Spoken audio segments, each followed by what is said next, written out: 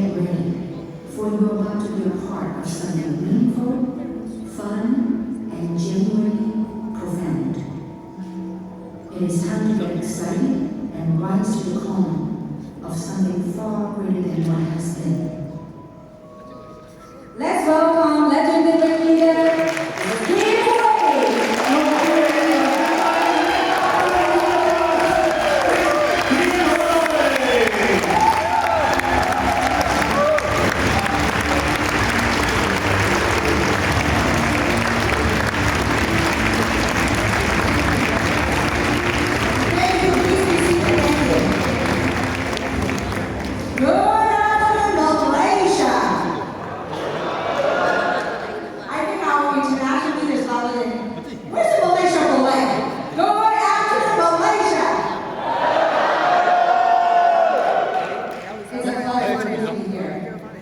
As I'm sitting back, listening to the stories of how this company came about, who we are,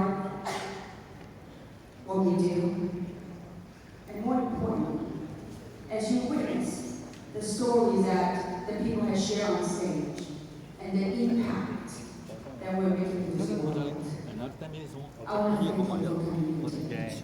Because today's what is a Monday or Tuesday here in Malaysia? Tuesday here in Malaysia. And then work day in the afternoon. We have about 500 people in this room. Wow. Thank you for sharing.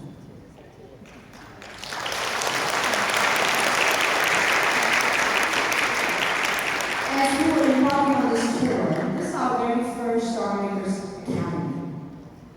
I call it Academy because most of us spend our whole lifetime learning in schools, in universities, in college, and whatever conventional training. I call it Academy because learning is not only by reading books or memorizing things that people taught us. Life is about to be lived. An academy is life is about experiential. The best learning you can ever get is an experiential journey. And so as we were preparing for this very first academy, I thought of how could I be of service? How could what experience, what are some of the things I could contribute to this 4-country tour that we're doing?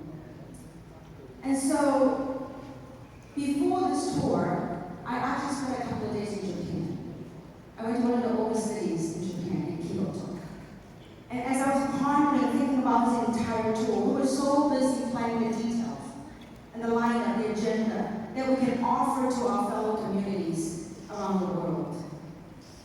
So that came when I was in Kyoto.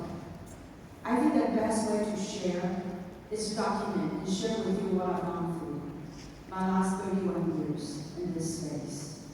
31 years of not only in business, but 31 years of cultivating, learning, growing, stretching to become who I am here today. So today what I'd like to share with you is a PowerPoint that we prepared. And this is my first time doing this in English. So are you ready for this presentation?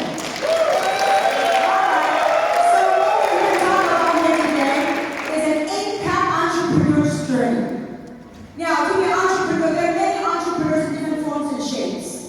Many of you are already entrepreneurs. You do a business, you went out to make money. But the word that we chose, and as you saw some of the t-shirts that we put on the back, the t-shirt is impact entrepreneur. You know, entrepreneur, you got all to make some money, make some small impact amongst families and all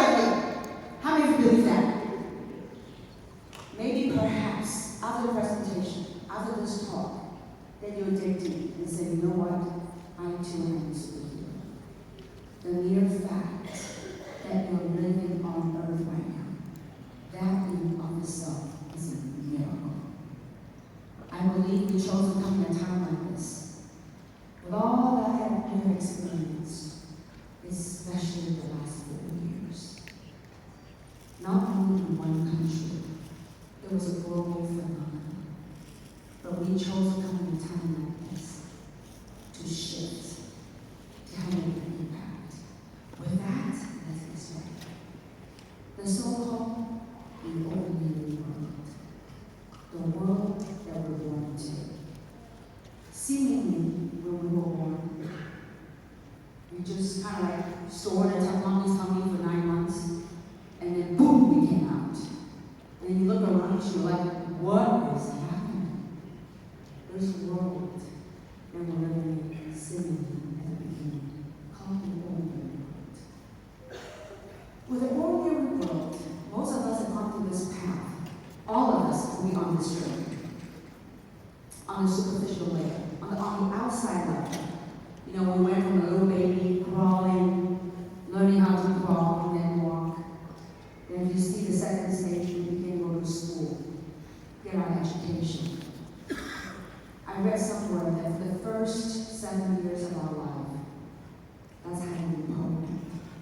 All the conditioning, all the stuff that we've been taught about this world, the ordinary world. Then it's after our education, then we went out into society, then we went out to work. And you know, guess what? When you go out and work in a workspace, how many of you work a job, show your hands? Have a job. Or had a job. When you had a job, you know, you're supposed to show up at a certain time, right? You're supposed to go to lunch at a certain time. Then you go home at a certain time. True or not true? That's a form of programming. And also because of we're in society now. You meet with your peers, you understand what the norm is, what is acceptable by society, what is not. Then as we go on this journey, you know, most society say, you know what, it's time to start a family. When you get to a certain age, you start a family, you have children, right? Then the next phase is what? You go on, you know, some of us are empty nesters. I think Tina, Frida, we all share about that. And after kids grow up, then we grow up. And this is a journey that we all go through. Seemingly, it's like a glue. No one can escape that seemingly on the outside. You know, I'm 59 years old. And I'm at a point in my life where I've gone through that. I started this industry when my boy was very, well, I should start this industry before I was married, before I had a kid. And then when my son was very young, I came back to this industry. And I could tell you, now my son is 20 years old. Some of you met my son when my son was a little baby, holding on my leg when I was on stage talking. And recently, I got to experience something that really get a little deeper meaning, a little taste of this life cycle. My father was 97, almost 98 years old. My father had a fall. He broke his hip. So I took him home. And it was at that time that we were launching food. And I moved my dad to one of my other homes that I hadn't lived for a long time. So I moved out of my home to stay with my father in a home that he wanted to stay in. And that's the time when I started launching food.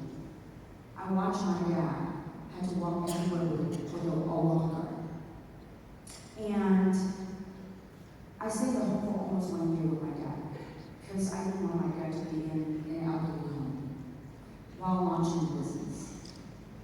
And I could tell you, there are times I want to go see my son in college, but I was kind of stuck at home to take care of my father.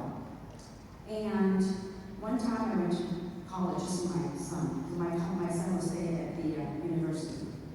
And when I went to the university, he was studying at USC. When I went to the university, I saw all these children were full of energy, full of hope. Their outlook in life was bright, was exciting, like the whole world is in front of them. And then when I got home, watching my dad, and I was right in the dead smack middle of the life cycle, kind of.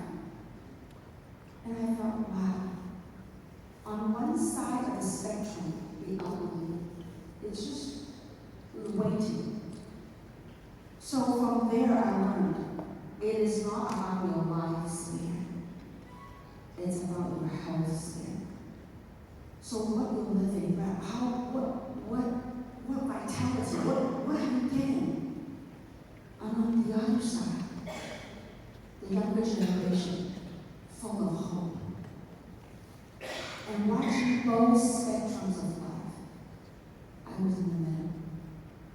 I said, wow, this thing called life. This thing called life. What's any deeper meaning to that? Let's go explore it. With that, let's look at our daily lifestyles. And this is all universal to us. In that, all of us would wake up in the morning. Some people woke up by the alarm clock. They set the alarm clock as they go to work. I actually, for a long, long time, I never had to use an alarm clock. Recently, because we're hopping in different countries, I had to set an alarm clock. So most people wake up in the morning, and what do? They go to work. Then what do? After work, they go home. After they go home, what do? They go to sleep. What do they do the next morning? Get up, go to work, go home, go to sleep. Get up, go to work, go home, go to sleep. Get up, go. That cycle just never stops, like a treadmill. You know a treadmill, like you get on a treadmill, the treadmill of life, you get on, you just walk. There's no off button. How many of you live this cycle? How many of you work a job? Show your hand again. How many of you have your own business? Show your hand.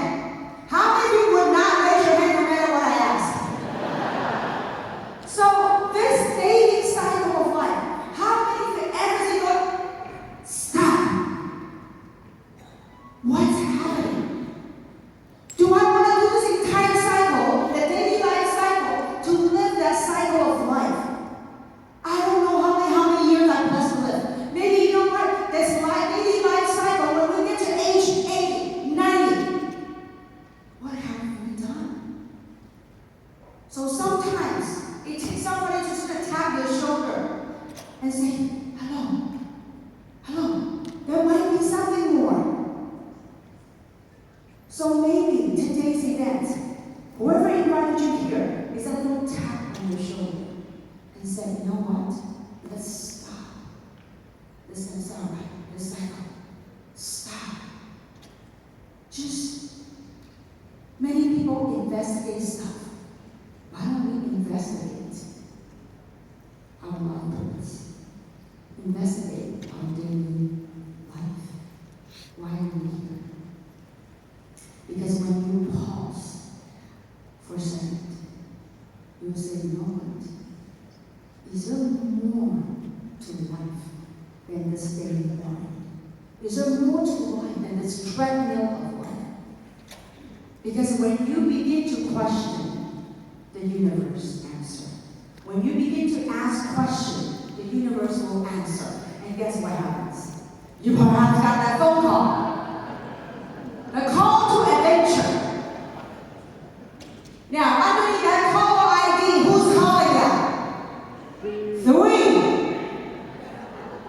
Now, in Malaysia, we really had a big hit, a movie called The Matrix. In Malaysia, how many saw the movie The Matrix? Oh, how many friends?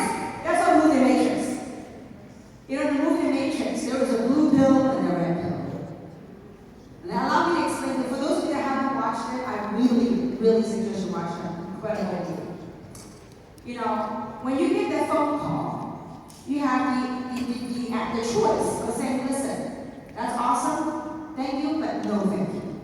That's like taking the blue pill. Say, you know what, no thank you, I'm going to go back to my norm. I'm going to go back to my daily cycle. Get up, go to work, go home, sleep. Get up, go to work, go home, and go sleep. Or, some of you say, you know what, there might be more in life. I want to investigate. I'm willing to explore. Then you take that red pill. That red pill, you're going to begin a journey. You're going to enter a special space when you answer that call. And once you answer that call, you're going to begin to step into what I call a special world. beginning to step away from the ordinary world that we were all programmed, that we were all conditioned to have known until this point. So what is that special world? That special world is a journey to self-discovery, and more importantly, when you're willing to walk that path, you'll begin to master self-mastery. That superhero that I know that exists within each and every single one of you is about self-mastery. And that this journey of self-discovery and self-mastery, it is an inner voyage. It is an inside. You know, how many of you heard the saying that says success is an inside job? How many of you heard that? So that journey is an inner voyage. As I'm going to go over this presentation, you get more out of it. And that, yes, it is an inner voyage. It's an inner journey that you have to work through. You have to work through in breaking the patterns, in breaking the conditioning. And yet, it is an external adventure. So when you're beginning, when you're brave enough to answer that call, you're going to go into a journey of self-discovery. And as you embark on this journey, perhaps the first thing you encounter, well, when you say yes to it, that it will spark some of your goals, some of your dreams when you were younger. And when you embark on this journey, you have these hopes and dreams that spark begin to come alive. Then something sparked it in you, activated in you. Then as you step back into the ordinary world, and guess what? You start sharing with people your dreams and your goals. You will be challenged and tested. Why? Because as you come back to the ordinary world, that most people are being trained and being programmed, are being conditioned. The conditioning and programming are meant to make us small and keep us small. As you go and talk to people, they were like, no. You took the red pill. You've been smoking something. You got brainwashed. And yet most people will not say, you know what have you been your entire life up to this point being brainwashed? Because most people will say, you know what, this is all we have known and all they ever knew up to this point.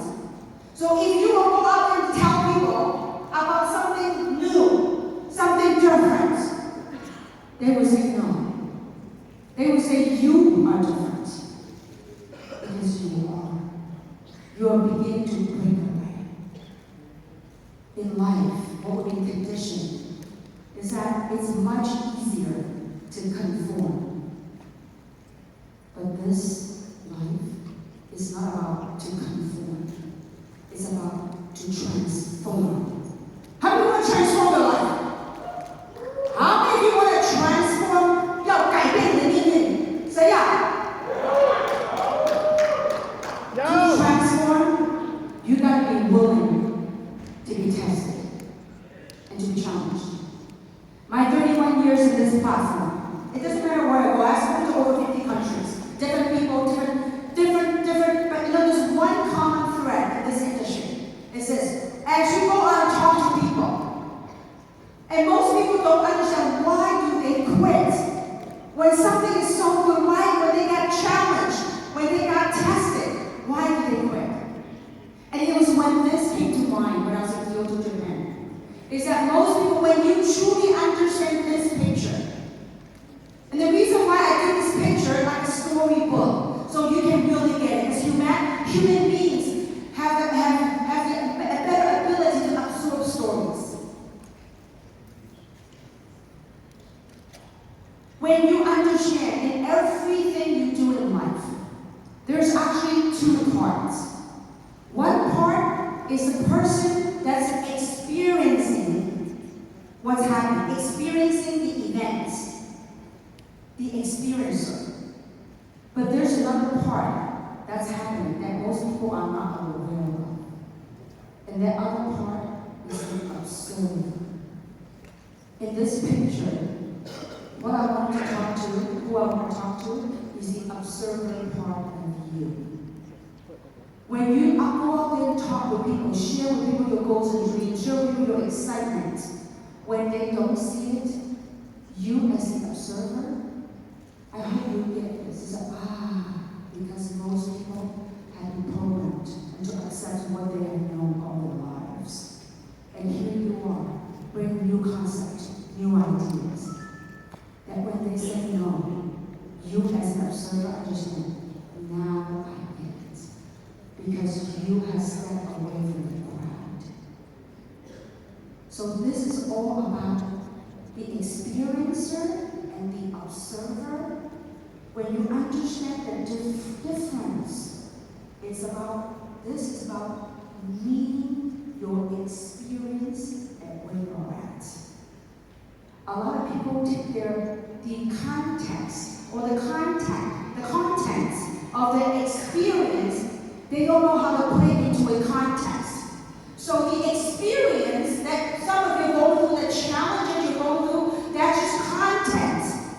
But when you understand this, the programming, the conditioning, that you now know as an observer, know how to put it into context of what you're experiencing. Second, as you go on this journey of self-discovery, that most of us go through, a thing called fear. Now, how did fear came about?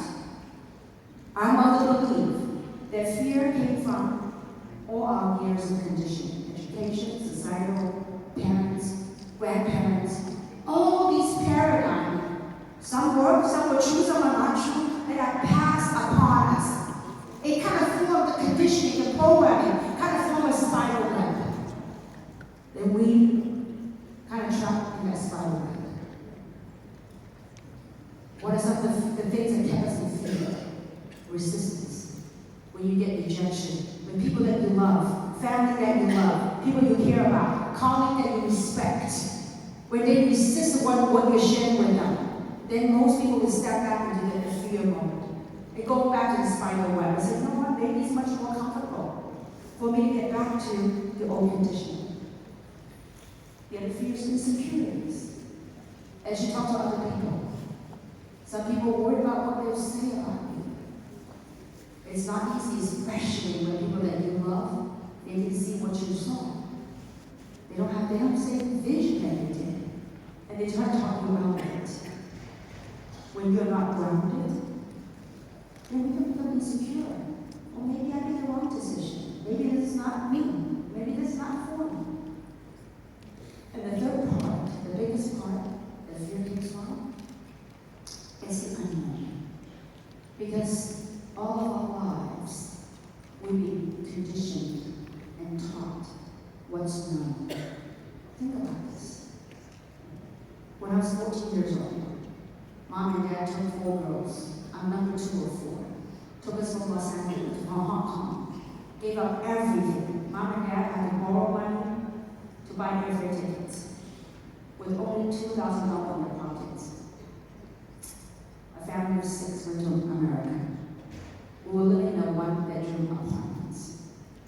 For the first 30 days, Dad had no job. We were too young to work. We went to high school in America. We had no money for furniture. 4 girls would sleep in a blanket in one room.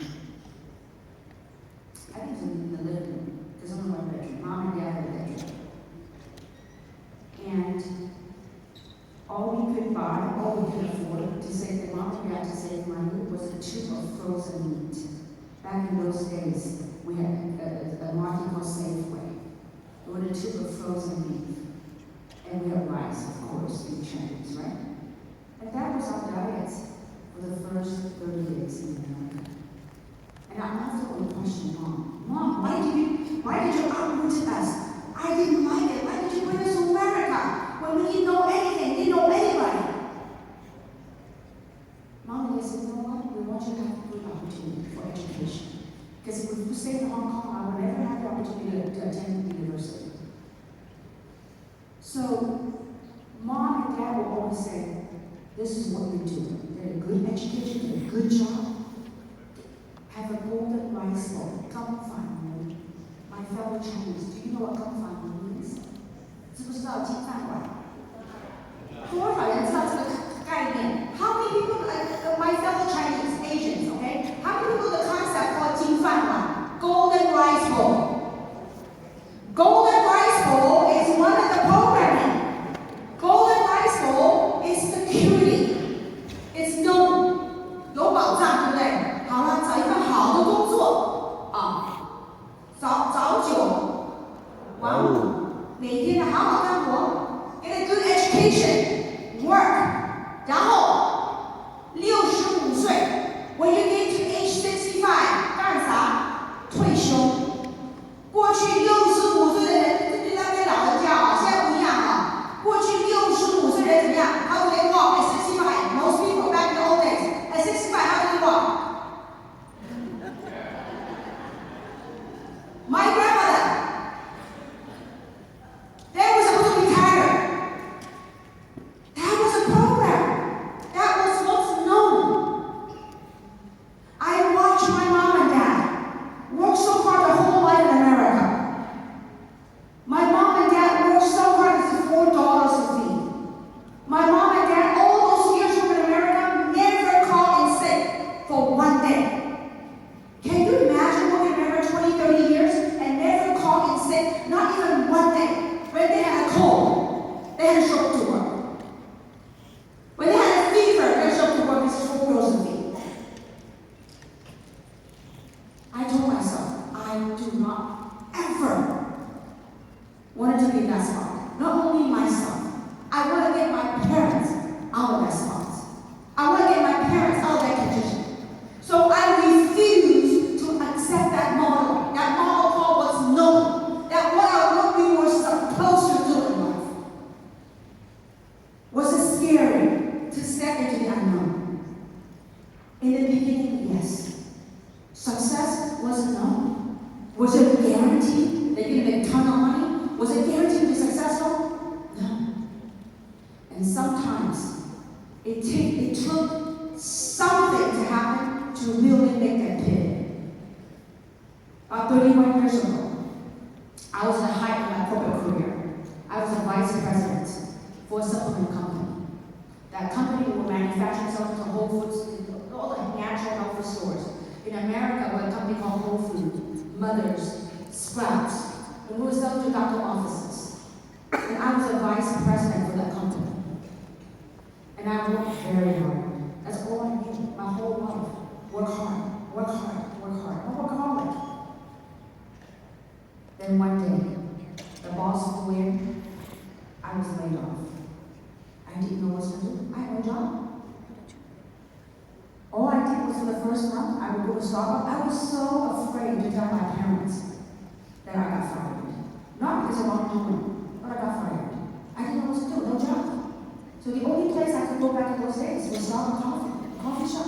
I would go there and crank out resumes. Back in those days, it wasn't email, it was mailing resumes. Cranking out mailing resumes. And then at nighttime, after work hours, I would go home. I remember my mom said, are you working in coffee? You work in a coffee factory or what? You smell like coffee.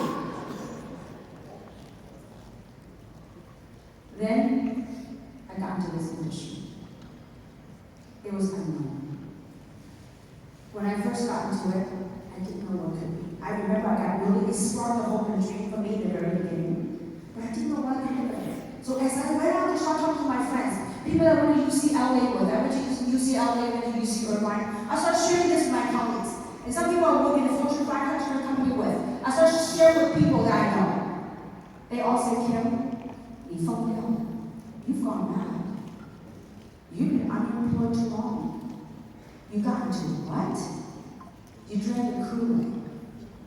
Who do you think you are, Kim? You have an accounting degree. You don't know how to sell. You don't know how to market.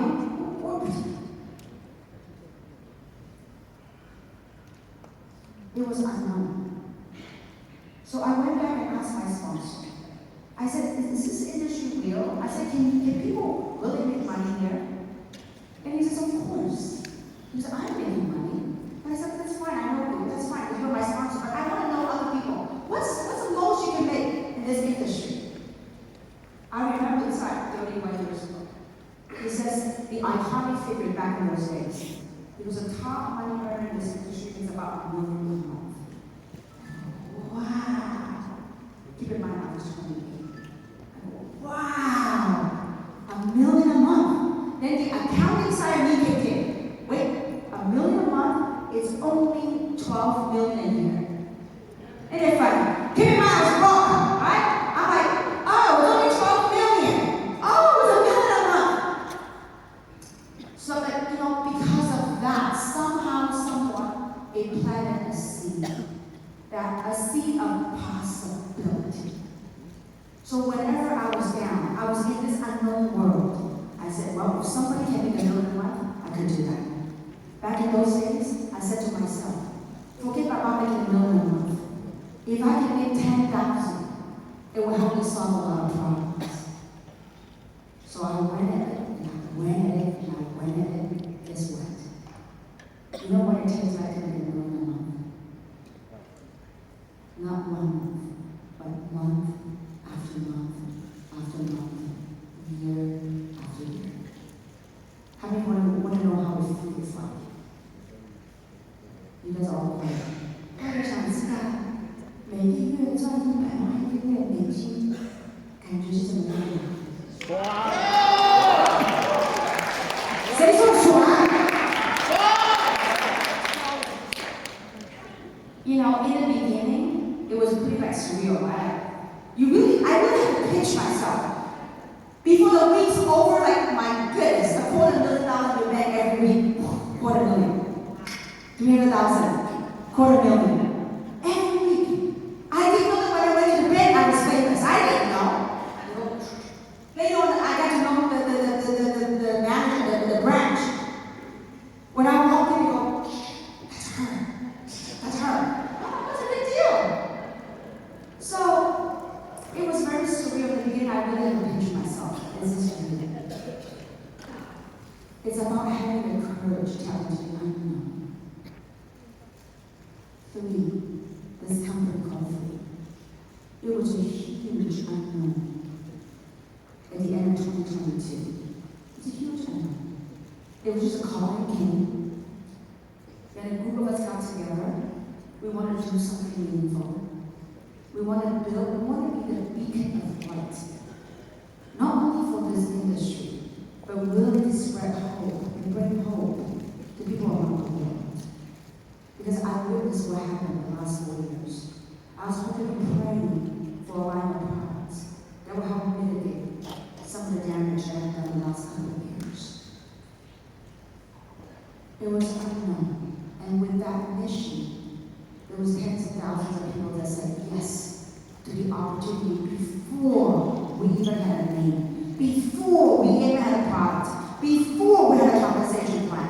So who in here, do we have anybody in this room that said yes to this opportunity before you knew the name of this company? Would you raise your hand, please? Look at the people.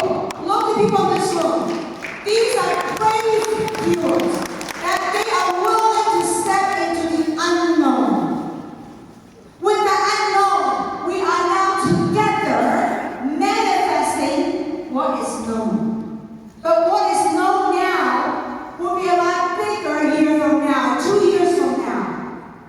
Because together, collectively, we're making this incredible movement. And sometimes, often in this journey, when you encounter insecurities, when you encounter challenges, when you get a little fearful in the unknown, it will trigger things in us. That fear will trigger stuff in us, trigger some of the old traumas. But there's a way for us to break free from it all. Don't let those traumas and trauma. You will meet people that at first they say yes, so you can get so excited and go, yes, I see hope. A week later, you don't even see them. Some people, a few hours later, they got so triggered, they begin to throw stuff in their own dreams. They begin to talk themselves out of the dream. Why? Fear. That's all we do. What do? You gotta be like this kung fu girl. How about this kung fu girl? Say she wants to go for me.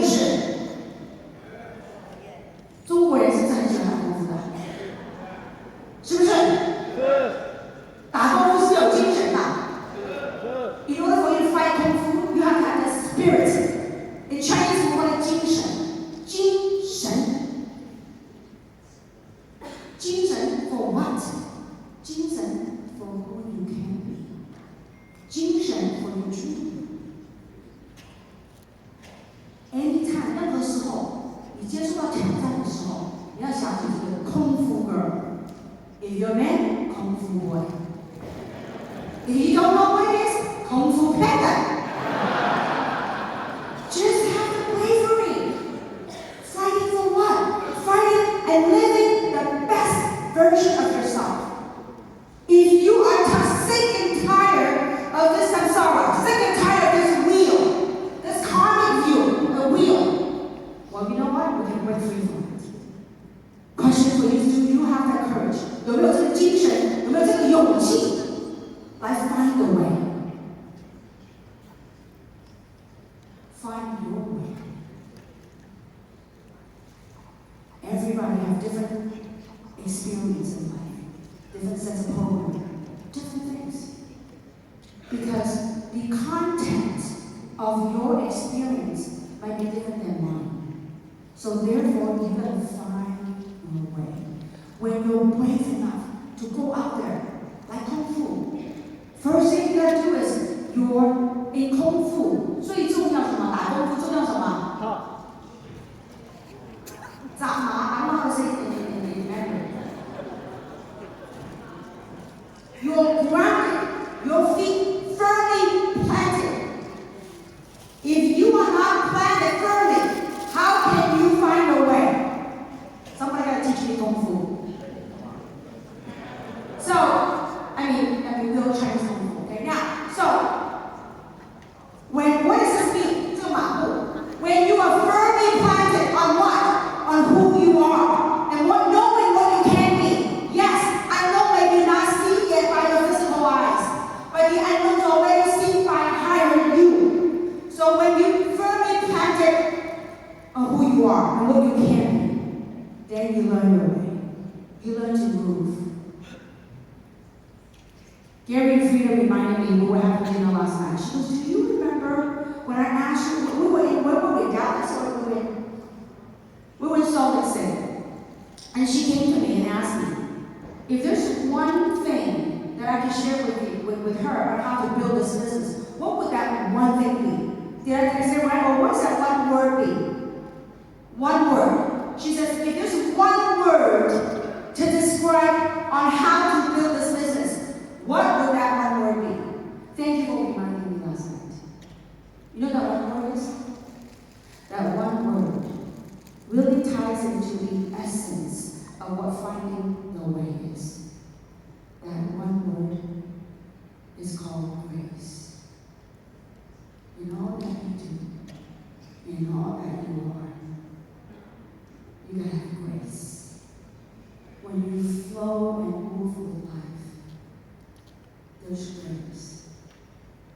There's world. Whether you believe or not, grace is already here. Maybe at times, our eyes can't see it. Our hands simply cannot touch it. But it's there. Have the courage to find your way. Just like the Kung Fu girl.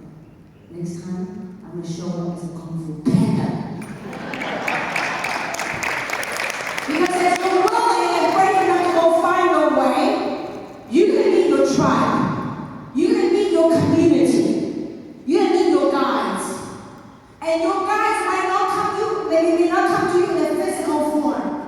It will come to you in different ways. You know, for many years in my entrepreneur career, when I was down and out, there was one person's voice that inspires me. There was something about his voice was so soothing. And he was a legendary, he was one of the top world speakers. I couldn't afford to go to his classes, but I could afford to buy a cassette tape. And now it really shows age when you buy a cassette tape. Back in those days, a Barnes & Noble was $20 cassette tape.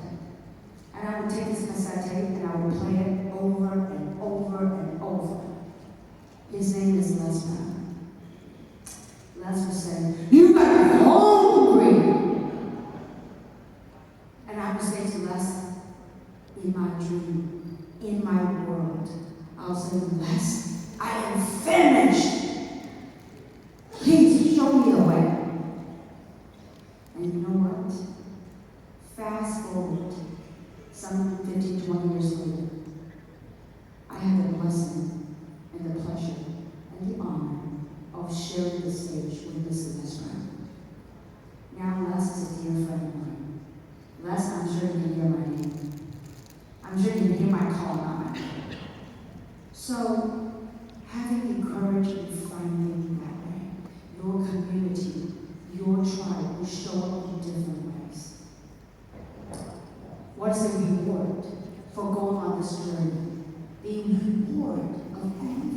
journey. You know what all that is? Yes, I have a blessing of millions of dollars. Killing toys and jewelries and cars and bags. And now I don't even wear any of them. Shoes. You don't see me wearing any jewelries these days, do you? You don't see me wearing any heels these days anymore. I love collecting. People that know me closely, they know that I love to collect scarves. Every time I buy a scarf, I say, you know what? I only got one neck, But above and beyond all that, the ultimate reward for walking the way, to finding the way, is to break the illusion, to break the identification of who you think you are. This thing called the mind. Where does the mind exist? In our body. There's no mind. It's just a brain. Mind is a program. Mind is a set of programming and identity that we identify ourselves with. But when you're willing to walk that journey, you're going to break that illusion. The mind is an illusion. And when you do that, when you have your success, quote unquote, what would you do? Most people, when they become successful, they go, okay, great, I'm retired, I have a lot of money. Think about this. My fellow Chinese people. 赚到钱的人，很多所谓成功的人，怎么样？我退休啊，或者是环游世界，大吃大肉，大菜大肉。How do you say that？ 大肉。大吃大喝。大鱼。哇，I sound really good Chinese. 大吃大喝。My goodness, I have no English accent. 大吃大喝。How's my Chinese? 讲得准不准？大吃大喝。I learned in certain Chinese Mandarin, at the end of the word, you gotta curl your tongue. 大吃大喝。Meaning like big eat and big drink. Most people when they become successful, 就很牛的样子，成功了，鼻子都看不到人了，过去全有的成功是这样子，差不多，they can't see the way. But true success is not about that. Let's talk about that quote. True success is not what you got, but what you do with it. You heard it here today, Dr. Fred, Tina Williams, Frida and Gary. Many people are just wrong. All the people. You. When you have your success in your space, you want to take that things that you received. You want the blessing, the wisdom, the elixir, and come back and return with the elixir. Why? For much greater impact. Most people, when they have the success, they say, you know what, traditional business. 我成功了，我退休了，拜拜。And yes, there are many things we could do in this world. The key thing is to be willing to come back. Why? As you return with the elixir, you're going to have masteries of yourself. Here, I'm going to play with our name called 3. The 3 masteries. First is physical wellness.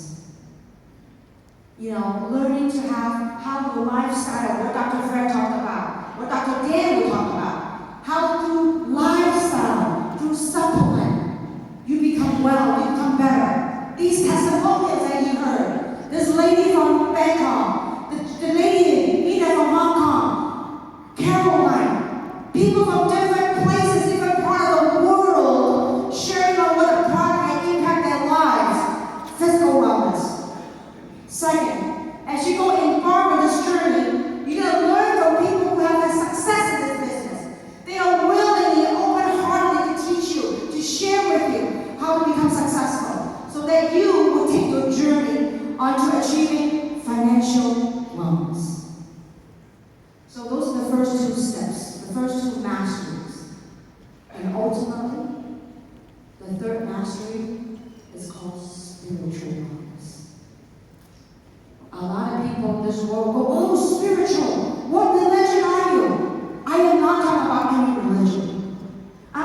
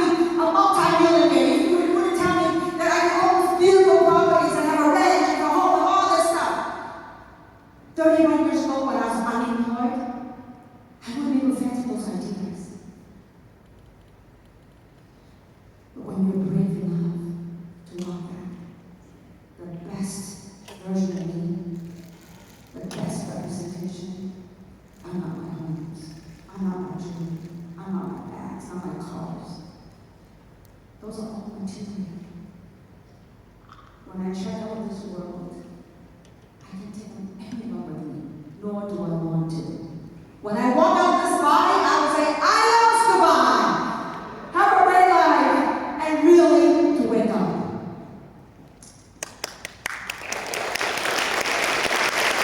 So, the best version of yourself, every day you can be better. I am learning and growing every single day, same with me. I have friends in this room right now that we have been friends for 31 years. I have friends that in this room that we've been together in this entrepreneur journey for 20 years. And I also have met new friends that I just met today. You know, I think it's a very good indication. Once you walk that life, if you're able to keep your friendship for 30-something years, I think it speaks for me. And I'm so grateful to have my friend Ken right here. 31 years. Thank you so much.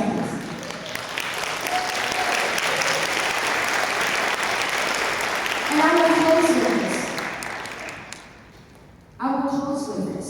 This is a story that was really near and dear to my heart. Talk about a 31-year friendship.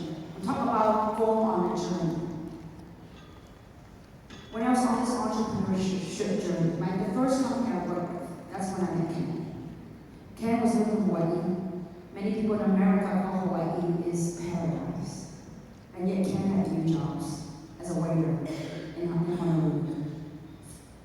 And so I met Ken in my first platform. And I would travel there, I would do meetings there, and we'll be like doing meetings everywhere, on a tour bus.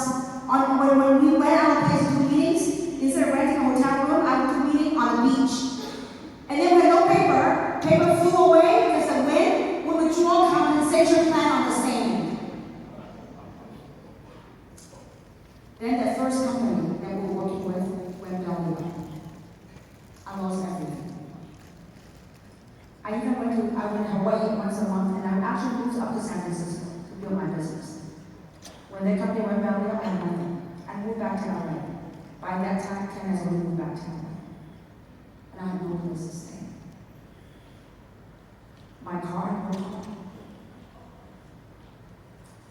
So, in the beginning, in entrepreneurship, in the beginning, you spend more than what you made, or that was worth.